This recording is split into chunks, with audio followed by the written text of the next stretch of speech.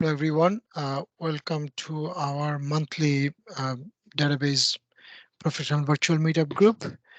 This is the second meeting for this month, and that's why we are meeting on the noon on the Pacific coast. So it's as you can see in the slide, we have a Twitter handle.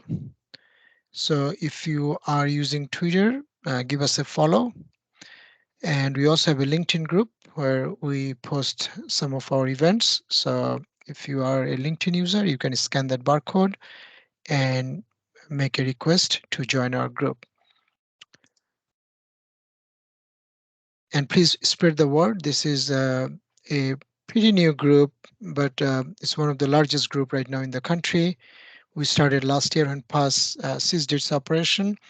It doesn't cost us any extra money if more people join. So tell your colleagues, your friends to take advantage of this learning. When do we meet? Twice a month, second Wednesday noon EST and fourth Wednesday like today on the Pacific noon PST, West Coast noon time. So just to be considerate to our friends on the West Coast. And we do take few breaks probably around Thanksgiving, and if there is a large conference that conflicts with our date, and Christmas. Otherwise, we are on around the year. We do record if the speaker allows. So today's session is being recorded and it will be uploaded to our YouTube channel later on. We do share slide and demo code. I will put the link in the chat because there is the issue the way this tenant is set up. The bit.ly link expired every 30 days and we are trying to work with Microsoft to extend that period for a longer time, so we do not have to change the URL every 30 days. These are some of the future sessions that are coming up, so take a look.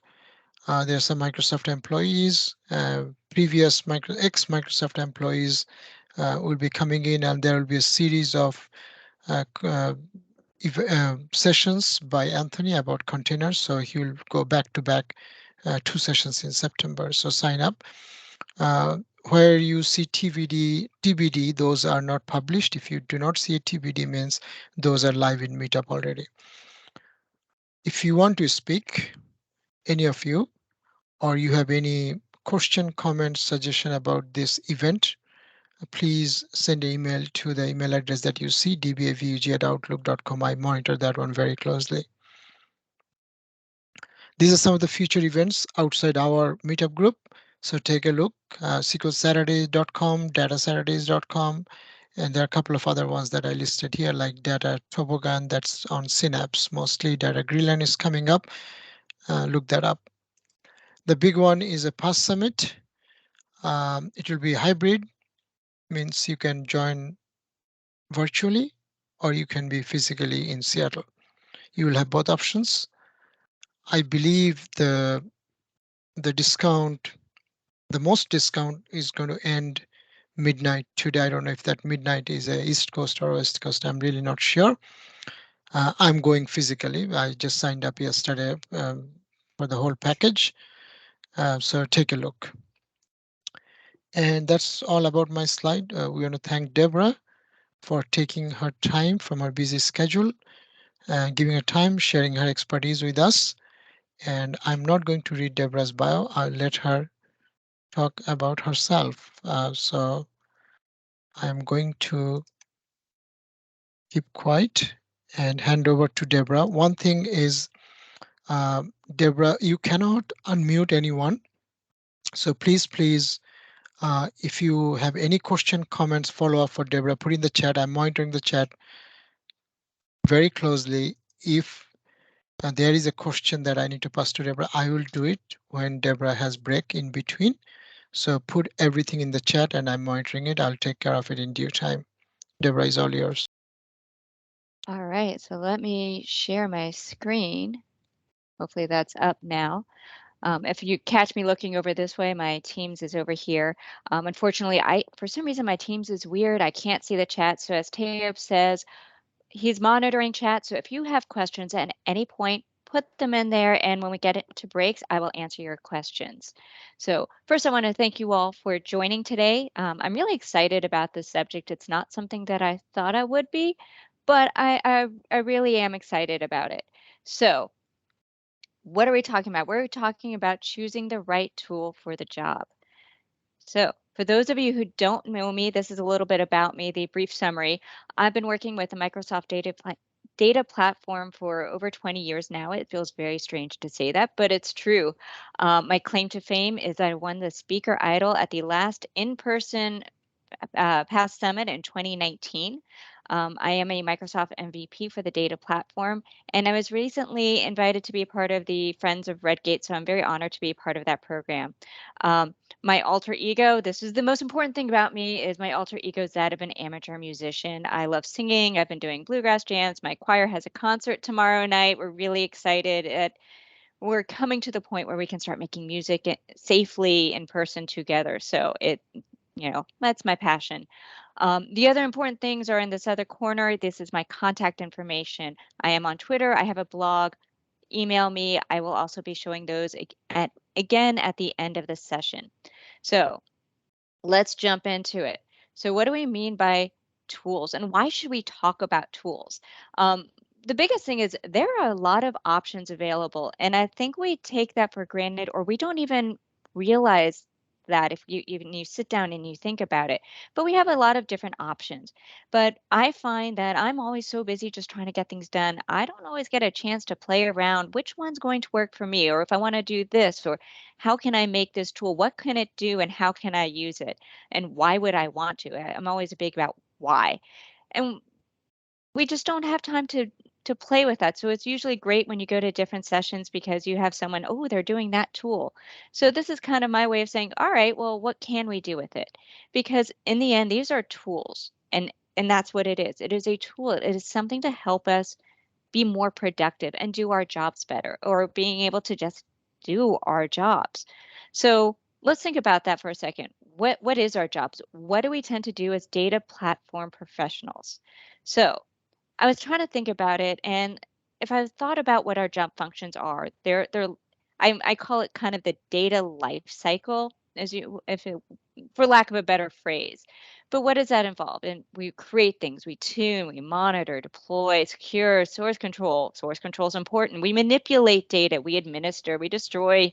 Yeah, we destroy, we validate, and there's all different things that we do that just gets jumbled up into this sort of thing. And sometimes we spend time more in one area than another.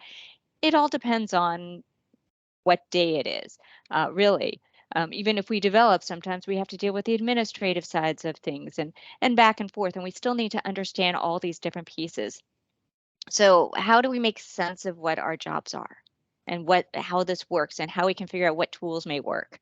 So, I started breaking these up into similar things. So, how do we break it differently? So the weird thing that popped in my head was this concept of lather, rinse, and repeat.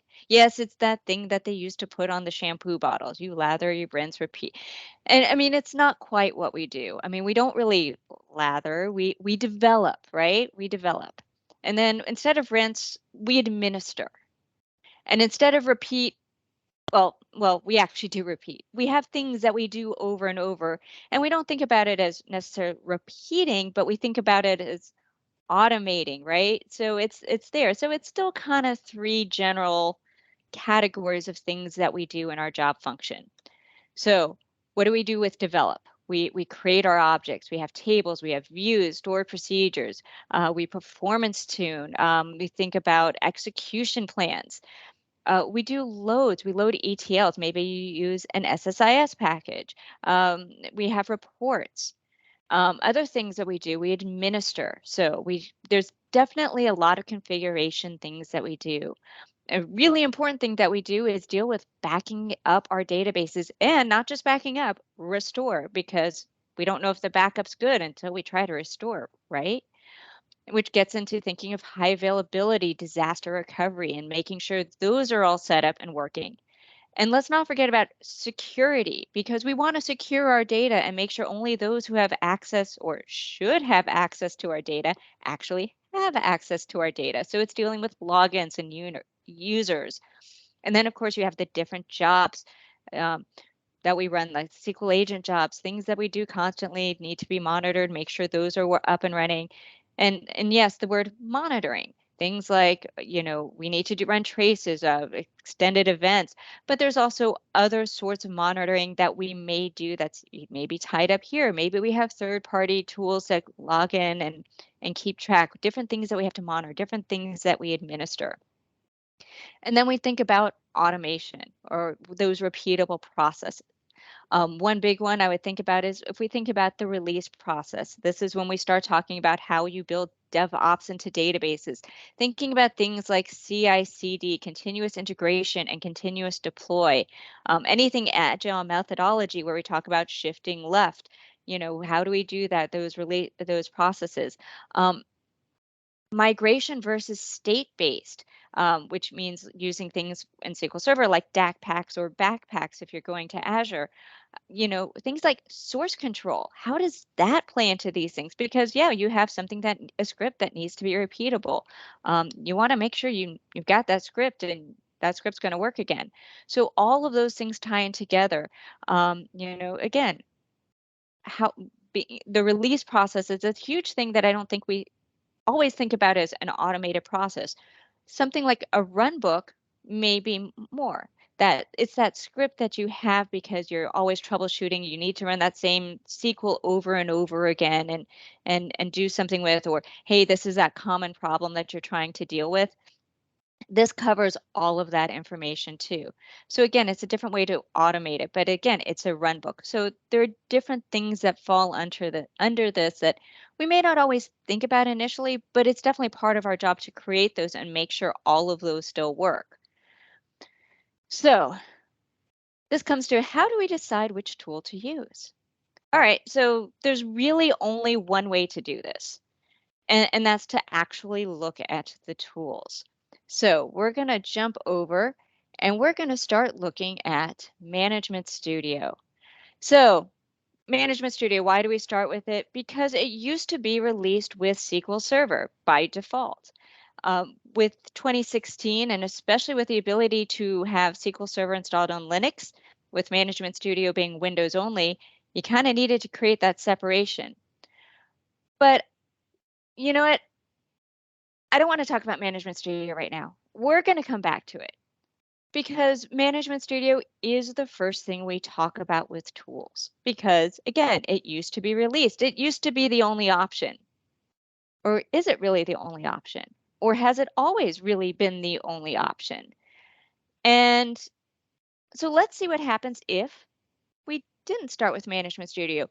Could we do the same things we do in Management Studio without using Management Studio? So that's kind of the premise. And let's start thinking about with these different tools and those different job functions, those three different categories, and see how all of that works. So I'm not starting with Management Studio. We've already established that. So what am I going to go to?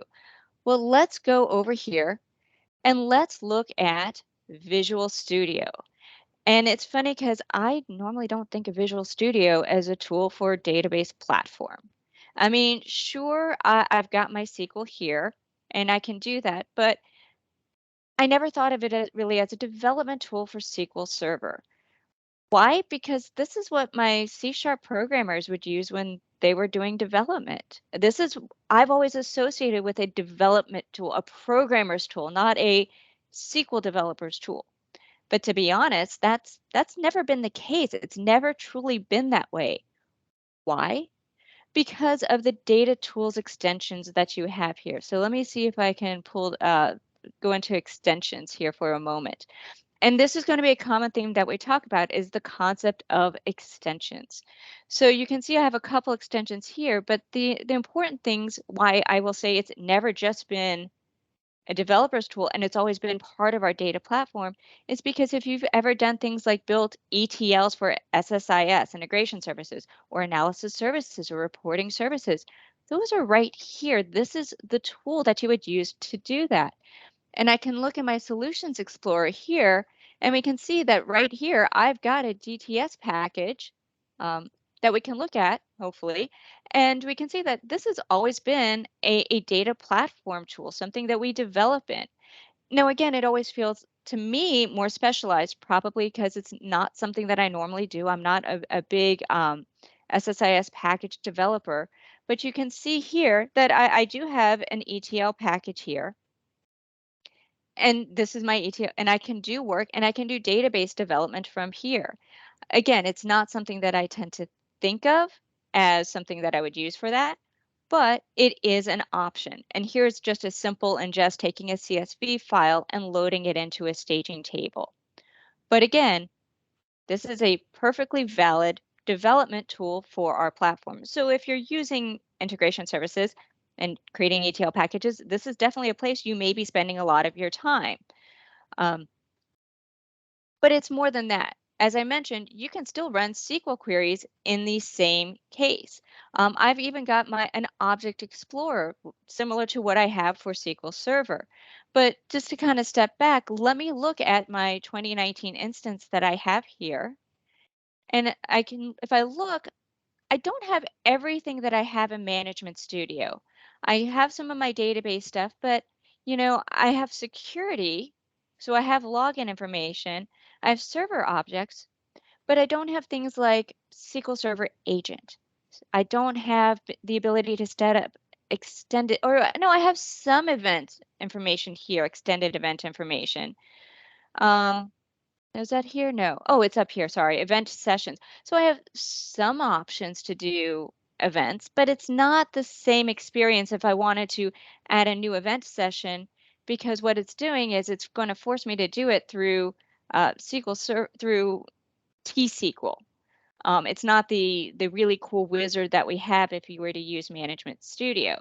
So if you know what it is, you have that script, it's there, it's available, it's a perfectly valid option for you to run. Um, but it's limited in terms of some of the administrative stuff that I want to do. So in terms of a basic development environment, I could still do things here and it's still perfectly valid. For example, I have this query here. It's a very basic query. I have a superheroes database and I want to just run my query. So I can click run. It's going to ask me to connect. So let me get to my 2019 instance. I'm hitting connect. And of course, my machine's being a little slow right now.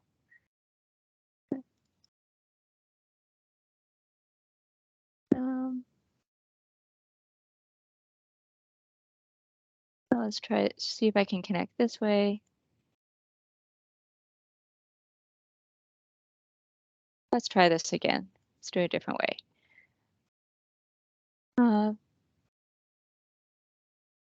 Go back up. Let's do my demo query. See if it's connected. For some reason, my machine does not like showing when I'm connected to things. So let's do history. Here we go. And we look down here and we can see that my query ran. So again, I can run basic query. I can also do things like I can show my execution plan. Look, I have an option here, include actual execution plan. Well, that's great. So let me run it here. And if I look at my execution plan, look, this is exactly what I would see if I were in Management Studio. This is great. I can do what I normally can do, and I can do development. Fantastic.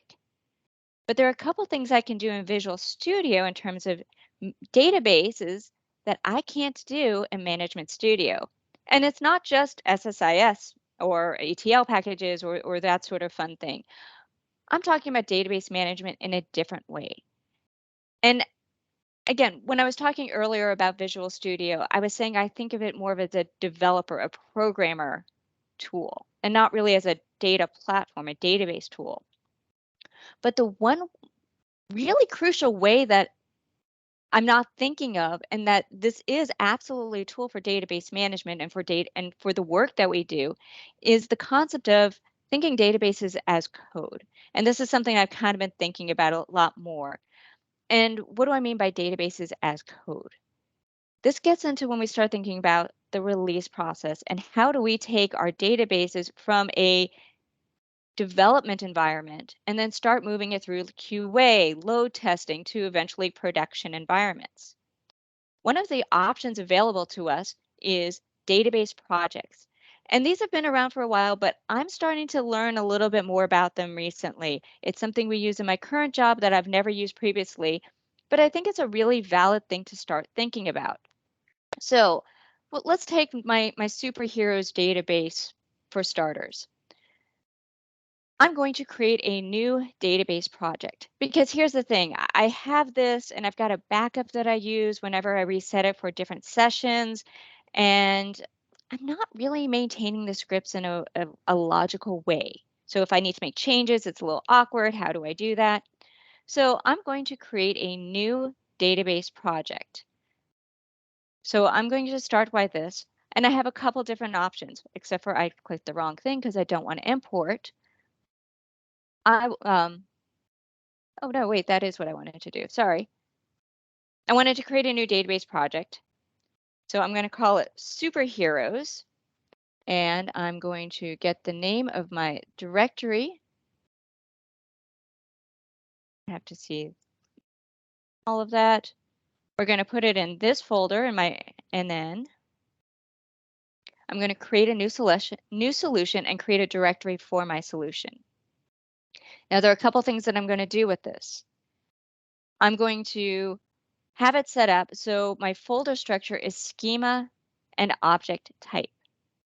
So what does that mean? I've got a couple different schemas. So I'm actually starting to not only create scripts for all of my objects, I'm saying how I want to organize my folders in this directory structure. So I'm hitting start and you can start seeing it's starting to create a project for me. So this takes a little bit of time to do, but what you'll see eventually is it's going to create that directory and you're going to create folders, and then it's going to go through my database and it's going to create scripts for everything. And we can see the import right here. So we can see the imported schemas has started, and we have a couple other things. Any questions yet while this is going, Teob? So there's two things. One is a request to zoom a little bit. Oh, sure. Sorry about that. Yeah, and number two, I think this was a question was posted about like 6 minutes ago when you did you open Visual Studio Code at the beginning? No, And we aren't. Okay.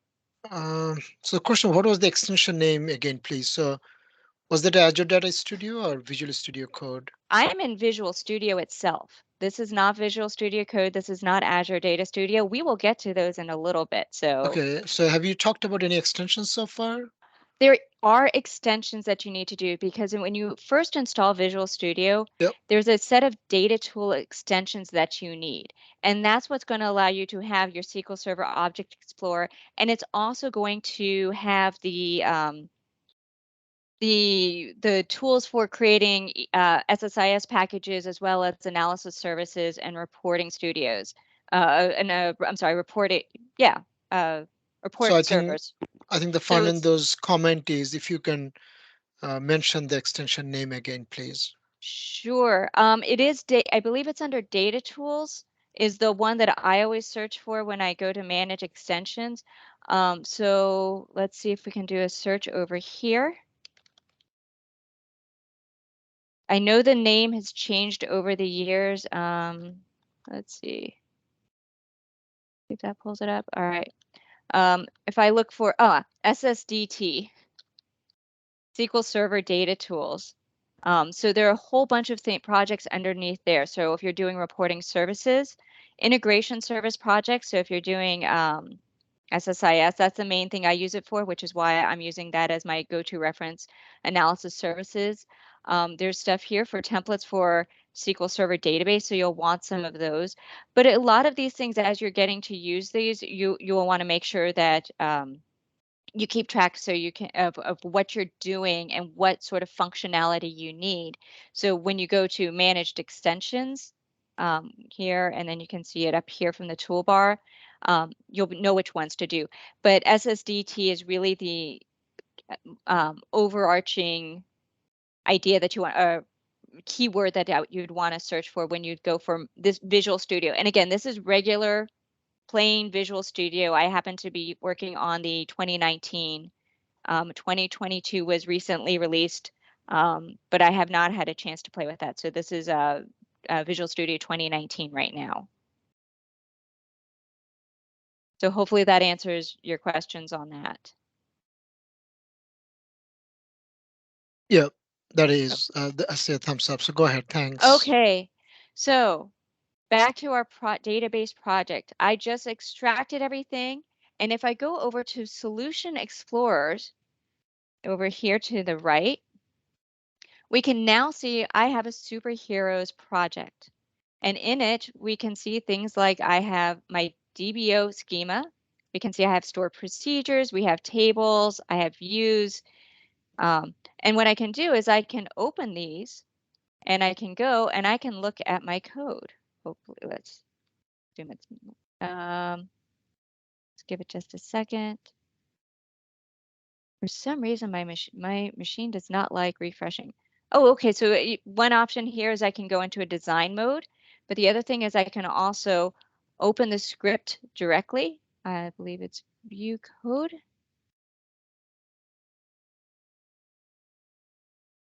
And we can see here, it created my create table statement. So I now have my script.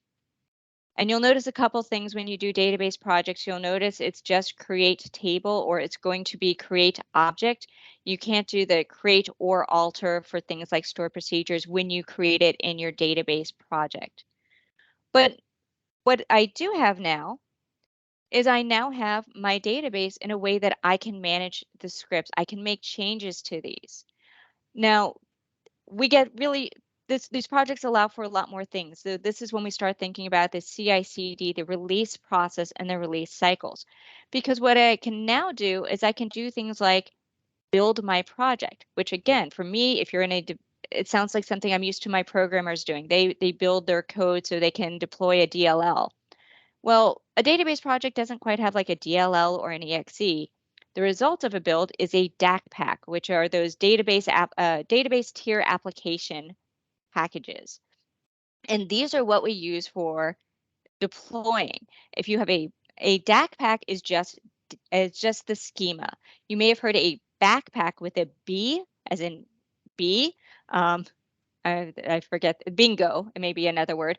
What that does is that allows you to have your data included. A backpack with the B is what you're allowed to use when you're bringing a database up to Azure SQL. A DAC pack is you can go anywhere. It can go on regular SQL Server instances. You should be able to deploy to Azure. But what it is a zip file full of XML, which is your database schemas. So, but this is really cool because again, what this allows us to do is we can do a build of the project and then we can release it. We can deploy it somewhere, which is kind of a cool thing. We don't just have to do it through our solution. We can do it other ways as well. But let me just quickly do a build of my solution so you can see down here what it's actually doing. So you can see it's a very quick thing to do. We can do things like you can have dependencies. So I have a dependency on the MSDB database because I have a dynamic store procedure. I can add a dependency so it can do a check to make sure that whatever I have in a different database is there too. But we can look, it does a check, it does a validation. Is everything good? Is my code good? And then you can see this output here, a superheroes DAC pack. And this I can do things with. I can now take my project and I can deploy it somewhere. So I want to, let's just do a deployment. You can see to the over here in my Object Explorer, I just have a couple databases. So what I want to do is I want to create a new one called publish so we can deploy it. So over on this side, I'm going to right click and choose deploy solution. And I should get an option in just a moment. Let's try this again. Deploy solution. Oh, it's waiting for me to deploy somewhere. So let's do it a different way.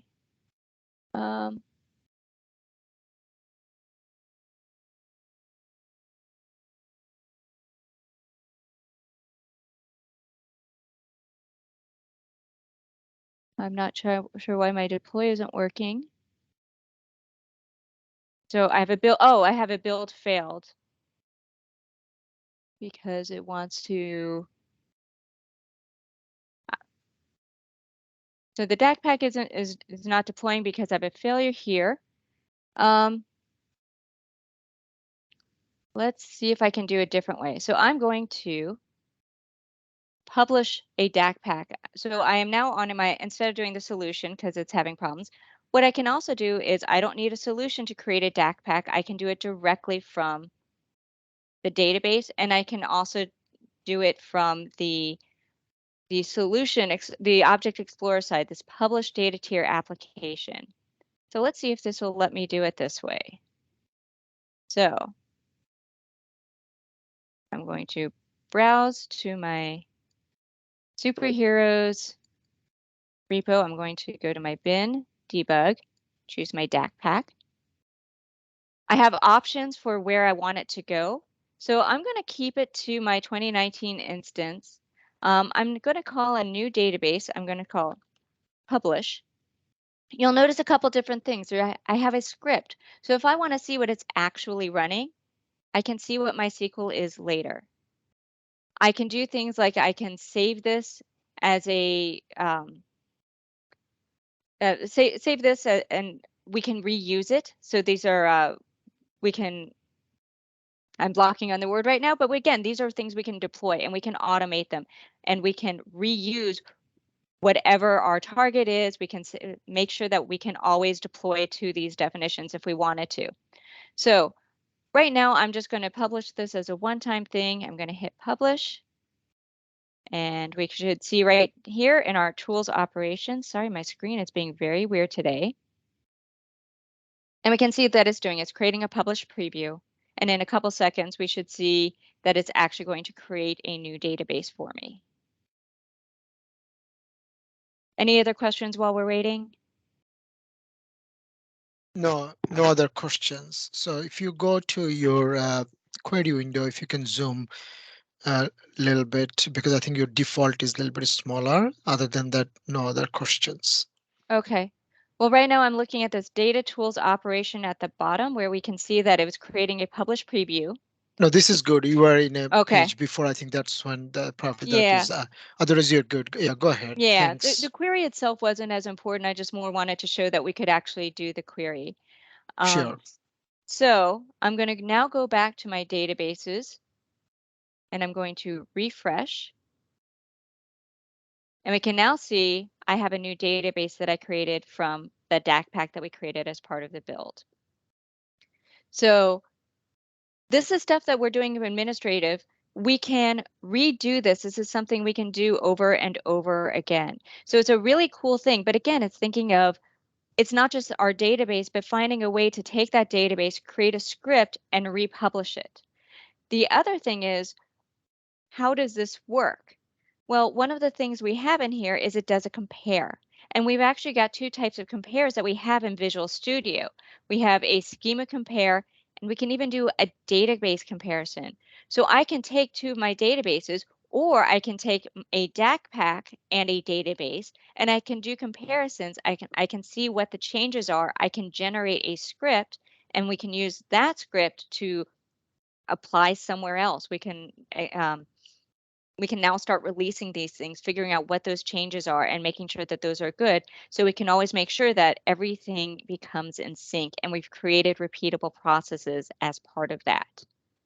So it's one of those things where I think I gave Visual Studio a bad rap at one time because I didn't think of it as a tool that I could use for database development. But when I start using database projects and start thinking about those sort of options, then we can start seeing that, no, this is actually a pretty decent tool if we're doing database development.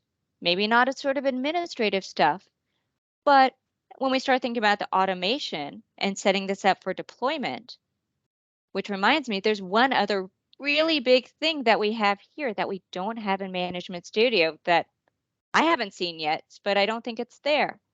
And that is the ability to put this into source control right where I am. So if you're looking in this far corner here, you'll notice that I've got a couple things. You'll see that I've got Git repo set up. So when I created this in the folder, Visual Studio recognized that I had a Git repository in that directory. And it also recognized that I had created a branch already for this particular user group. So now I can click here and I can do things like I can start creating a branch. I can view history. I can start managing these things and I can start seeing what's going on. So so when I believe if I click on this, I want to, let's do view history, start here. And so now up here, I've got Git and I can see the history of my branches.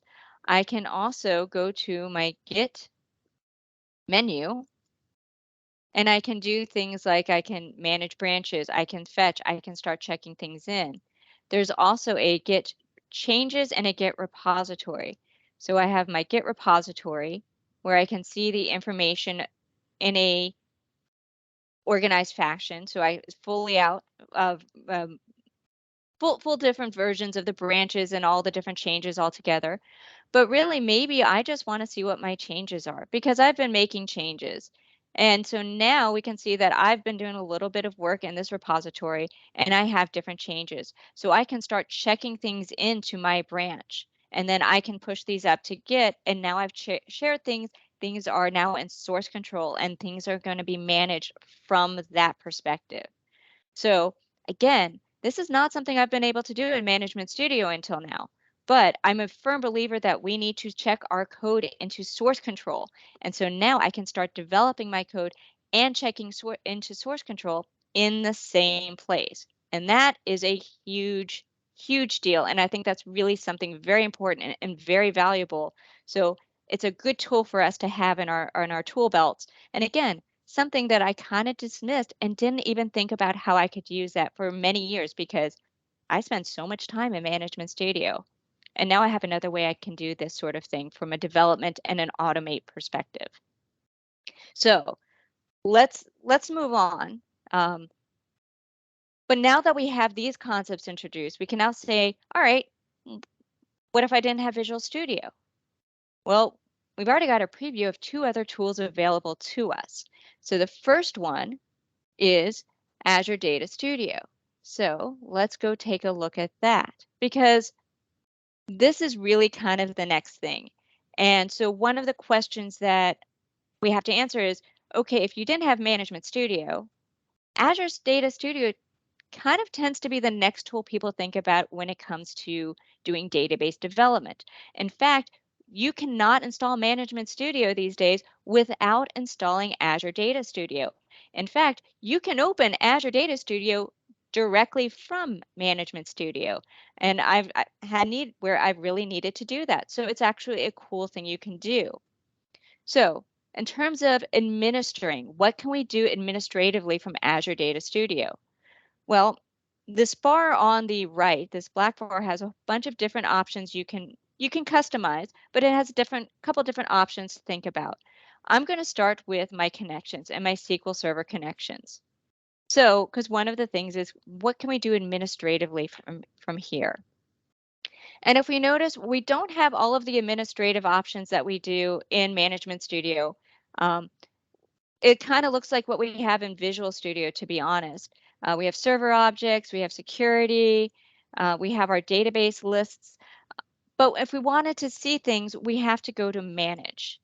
Now, this is a case where you really need to know what extensions you're looking for and what options are available for you.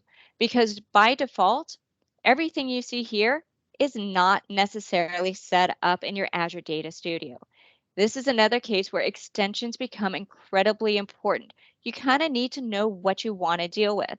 So things like SQL Server Agent, the monitoring for server reports and TempDB, you're going to need to install those. You'll notice I have projects here as well. Create project from database, update project from database. Database projects are also extensions. You can get to those right now. I have them on my sidebar or Control Shift X. One of my extensions is out of date, but you can see the various things that I have installed right now for things that I want to be able to use.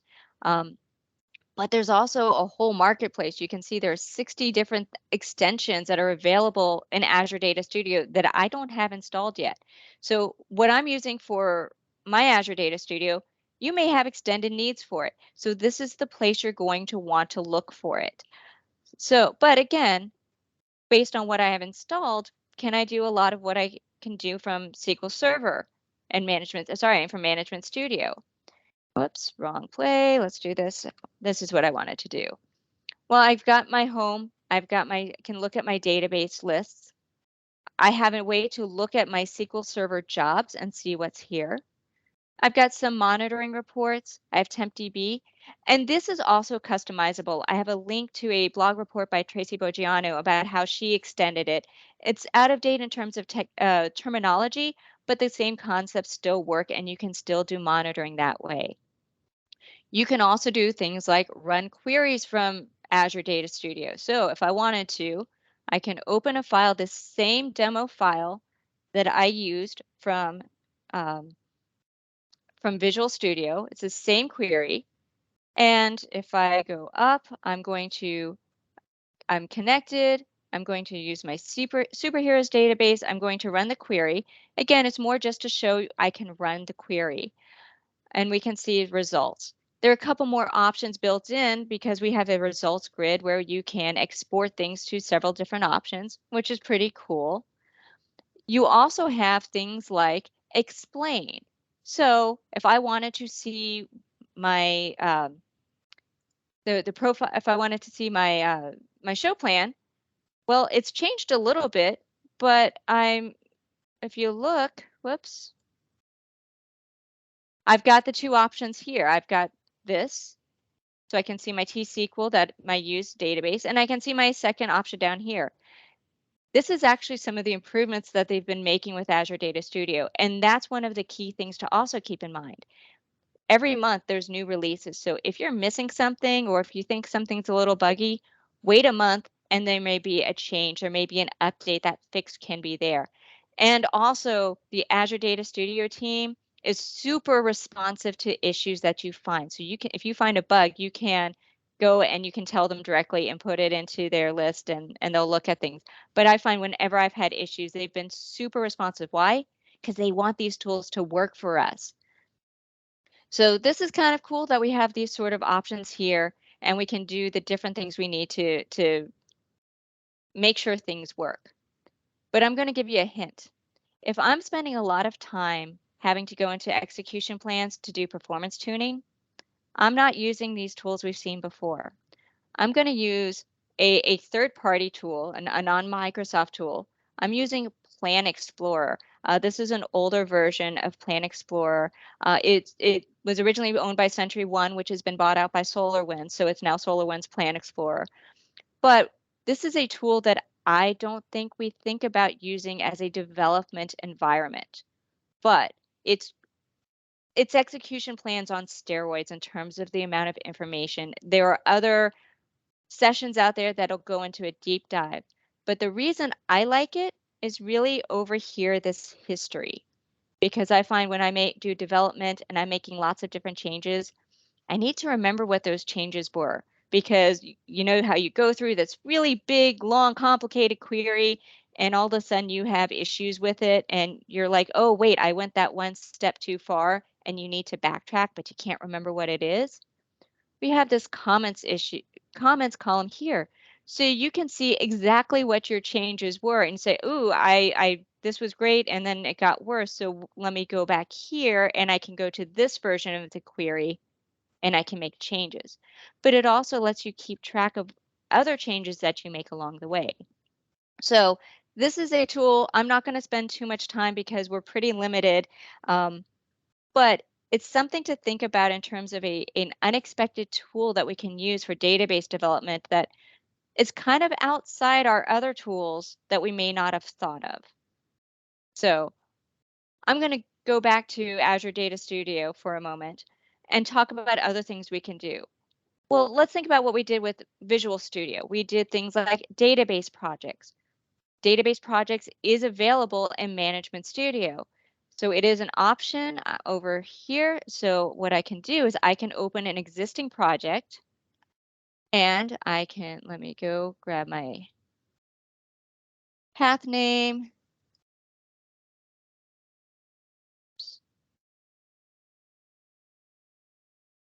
Here it is.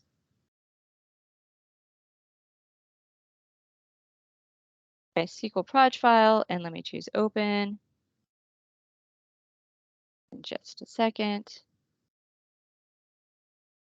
And so now I've got my database projects, and I can do all of the same things I could do before in Visual Studio. I can now do in Azure Data Studio. I can make changes.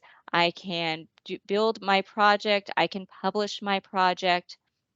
Um, Over here, you'll notice this icon here. It's my source control because I opened the folder, it figured out where my source control was or that I had Git set up. And now I can do source control here. To be honest, in my day-to-day job, this is where I'm going for my Git check-ins because I find it's very simple. I don't need all the fancy stuff with my source control. I just want to be able to check in my code, put my messages in, and push them up to the repo and make sure those get involved, those get added. But again, I've got options here and I can do my source control where I'm doing my development work. But the cool thing about Azure Data Studio that I think makes it something that people really want to be able to do is not that just I can run queries, not that I can do some management here in my servers. It's called SQL Notebooks, and that's a really cool thing that people really like to use Azure Data Studio for. So I'm going to go in Explorer, and I should have an option here for the idea of a run book. So we were talking about run books earlier, that code that you share between your different teams that you want to see the results. It's those scripts that you're constantly running that you need to then share the results or see what's going on, or there's a repeatable process to it. But why we like notebooks is because they have cells which aren't just code. We have text cells, so it's a better way to give descriptions. So it's taking a little moment to run, but essentially what I'm opening here is a runbook that I've used for from a different session where I'm trying to do a load and doing a check on loads. So the idea is we have a task that constantly fails and we have things that we need to check. So you can see my text cell, I've got some comments, I've got some bold here, different highlights, things that we need to see. But the other thing is you'll notice here, I have my code cell, but the cool thing is I have my results. And this is what makes it really valuable because someone else did this in production. And now they can send me, the developer, the code. And now I can see not just what the results are, but what query was run to get those results. So now I can make sure those work. Right now, we still don't have the query plans, which I would find super helpful for that, especially if it's a performance issue. But this is still pretty good stuff. And it's really great for sharing that information between teams. Now, this is a test example. Well, I may need this to run multiple times. One of the things I can do in Azure Data Studio is I can now set this to be a job because if I go back to my connections, if I go back to my manage my database instance, I go to SQL Agent, I have an option here for notebooks. So now I can add a new notebook job. So I can go to, let's see, I can go to the demos. I can take I'm going to take this notebook. We'll look at this in just a second. There's important things I have to say where I want this stored. So I'm going to say I'm going to create a DBA database, which I want the results of my notebook to be stored. I want it to be executed against my superheroes database. And I'm just going to call it setup test environment for the name. And now I can pick a schedule or I can reset this later. I don't find this part as flexible as others, but again, I can do this and now I should have a new notebook job that I can now manage. So now my notebooks are something that's repeatable because I've just scheduled it. And there's a lot more to that, but this is just kind of an idea of what you can do with that. But this setup test environment is actually kind of a cool script because again, this really gets into what we can do with notebooks because I showed one earlier. This is just SQL. I'm just using the SQL kernel. Here, I'm doing a PowerShell. And I'm not just using PowerShell, but I'm using something else, another piece of functionality in here. I'm doing a couple things. One thing that I'm going to do is I'm making sure I've got my DAC pack. Um, and then what I'm going to do is I'm going to create a container, a Docker container that hasn't been done. And then I'm going to deploy my DAC pack to it. Because again, this is the idea of testing our code, making sure it works, making sure those deploys are repeatable. But I'm also using something called one of the DBA tools, one of those modules, published DBA DAC pack package. And I'm mentioning DBA tools because these are community created function PowerShell modules that can do pretty much a vast majority of our SQL Server administrative functions. I'm going to go ahead and run this since this takes a couple seconds to do. I'm also going to go ahead and start my Docker container so you can see, or my Docker desktop in a moment, so we can see what it's going. And we can see that I have the tool right here, and it's running. And we can see from the output, it didn't exist before. It needed to be created. It started. And so now we're working on deploying the DAC pack, and it didn't find because my path was wrong. So let's see if I can fix that. We're running short on time, but again, if I had fixed the path, we can make sure that it is correct, and we will make sure that it works. But again, I have a DAC pack here that it didn't exist before. And if we go back, we can now see if I created my connection. Whoops, that's the wrong one. I could connect to my DAC pack or my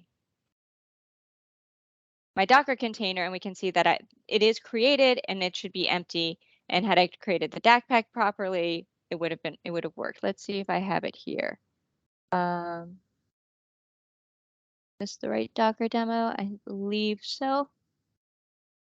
Yep. So this was the right demo, and we can see that we now have this was just created, and we can go from there. So I'm rushing through. I'm trying to make sure we have enough time to go through everything. The cool thing about Docker's, I'm sorry, I'm not sure why my machine is being a pain today, but one of the cool things about notebooks is right now in SQL notebooks, you're showing one kernel at a time. It's either PowerShell or it's SQL. Last month, it was released in Azure Data Studio, but it's been around in Visual Studio Code where we can now do multiple different languages in the same notebook. My machine's, again, being a little weird today, so I'm not going to trust it with Azure Data Studio, but I am going to jump over to VS Code. So when I said Management Studio looked like Visual Studio, it's because the code base is the same. Same here, Azure Data Studio was built off of VS Code, so the code base is the same, and a lot of the ways it works is the same as well. So jumping over to Visual Studio Code. Again, you can kind of see the two are very similar in terms of you have options off to the left-hand side, the way it looks, the look and feel are very similar. Extensions. Again, everything is run by extensions. So you can see what's recommended. Again, it's what's installed. There is an option for SQL Server, so we can look at our instances and see what's available. Again, I find this is a little more limited. Even like Visual Studio, it's a little more limited. I can't do all the stuff I can do in Azure Data Studio, but I do have options for database projects. So I can go to this database project we've been looking at in my repo, add an extra superheroes, which I didn't expect. That's why I didn't see it earlier. But again, I have my database projects. So again, I can work with my code. And again, I have should have an extension here for source control. Here we go. My source control. Again, it's all found in these same options. But we have the option for interactive notebooks. So let's take a look at my interactive notebook here. And The one I've created is for cleaning up everything because, again, between sessions, I need to clean things up. I need to reset my environment. So now I have a way to do that that's repeatable. The big thing is this is following Microsoft's directions where you do need to install packages for SQL Server before you run it. You'll notice there's an option here that says that, whoops, that it's .NET Interactive, but you'll also notice each code cell says what language it is. So you have to do C# first, then you can do SQL, and then for my testing, I have a PowerShell option here. Now, I don't find I can do as much in terms of my day-to-day work here. I can't really do administrative stuff. I can do some query work, but again, it's not as I don't have the option really for the plans that I like to do. If you notice here, your options for running a query, it's really just run. I don't have the options to get my execution plans that I would need to do, but I can do basic stuff. Um, we do have options to run PowerShell in here. We do have the option to run Python here. We have those in Azure Data Studio as well. So depending on what other things you're doing in addition to your database development, that may help you determine what tools you want to use. Now, of course, with all of this, Management Studio is still an option. And I'll also point out that in terms of being able to manage the administrative work for an IDE, Management Studio is still going to end up being your go-to source. But you have a lot of things you can do to extend it. There are third-party tools like Redgate. I happen to have SQL Prompt installed. But there's also a community option to do a lot of the same things. Mladen Project has I believe it's SMS tool pack that is also available. I have a link for that in my slide demos as well. So I don't like discounting Management Studio because, again, this is where I spend 90% of my daily development work because, well, it works for what I want to do. But it's when I have some of those extra things that I want to do, let's say database projects, and manage those scripts and check those in. If I want to do SQL notebooks, that's when I'm going to start thinking about what else I can do. So looking at the time, are there any other questions? No, there are no other questions. Yeah. All right, well, let's kind of go back and wrap things up. I know I kind of moved quickly through these last sections, but again, a lot of it's thinking about what you can do, what extensions are available, what customizations are available, because you can do customizations for Management Studio. But again, the extensions for Visual Studio, especially Azure Data Studio and even VS Code, those changes are every month, so there may be new extensions available. And there are ways you can extend those yourself. So we don't want to discount those. So kind of summarize what we've been talking about. Um, let's think about the tools that we looked at and the functions that they kind of do best or not as great. So basing on those three job categories. So for development, you can develop in any of the IDEs we looked at, those development environments. Any of them good. Plan Explorer is definitely very specialized if you're doing lots of query tuning and you really need to get into those query plans. For administering, Management Studio really does the best because you can do the logins, you can do replication, availability groups. You kind of have a little more guidance into doing those. You can do them in the others if you know the scripts, if you know what the code is to do that. But administering its Management Studio, it's built right in.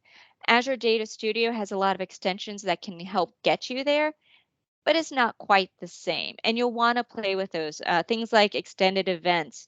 Azure Data Studio, I didn't quite have time for that. There is an extension to deal with it. It's not as robust as Management Studio, but it's kind of there. It's getting there. So I didn't want to fully discount some of the administrative things because you can do the extensions.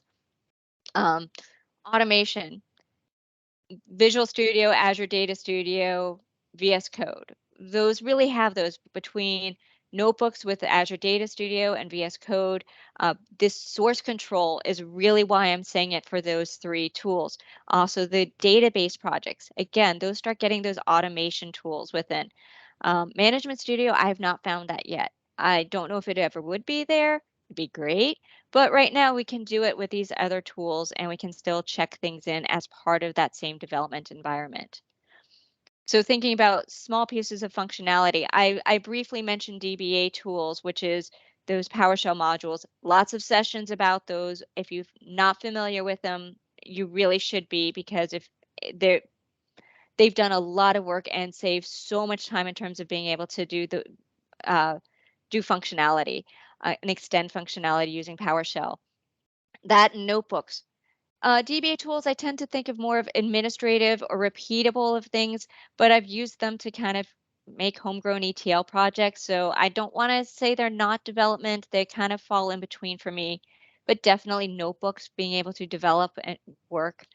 Obviously, administering SQL Server, you can use those notebooks or kind of scripts, but they're also cool because you can automate those as well. Repeatable, create run books, and DBA tools are pretty much designed to automate a lot of the administrative work you have for SQL Server. So again, I know I kind of rushed through some of these pretty quick because, again, you forget how much options there are and how many different tools, and even trying to cover some of the basic stuff, there's just a lot. Some things I would remind you, if a functionality is not there by default, let's say the SQL Server data tools in Visual Studio, check to see if there's an extension. Again, Azure Data Studio, VS Code are all about having the extensions for functionalities. This next one's key. You may need more than one tool, and there's nothing wrong with that. Certain things we're going to do better in a different IDE or a different tool, but depending on what it is, use it. What's going to make your job easiest? Keep an eye out for update. They are constant. There are a whole bunch of updates. And with SQL 2022 coming out, there's going to be a whole other set of updates because the preview for SQL Management Studio 19 has also just dropped. Visual Studio 2022 just dropped a couple months ago. There's whole sorts of things going out there. But knowing these are options and knowing that, hey, maybe I should see if this will work for this, it's worth keeping an eye out for it, and things are going to change. But the most important thing is thinking about what you're spending most of your time doing in that data life cycle. Are you administering? Are you developing? Are you automating? And those will also help determine which tools you're going to want to spend most of your time in and what's going to be the most useful to you. I have a couple of resources, Azure Data Studio, VS Code. There's some cool things that they've come out with that.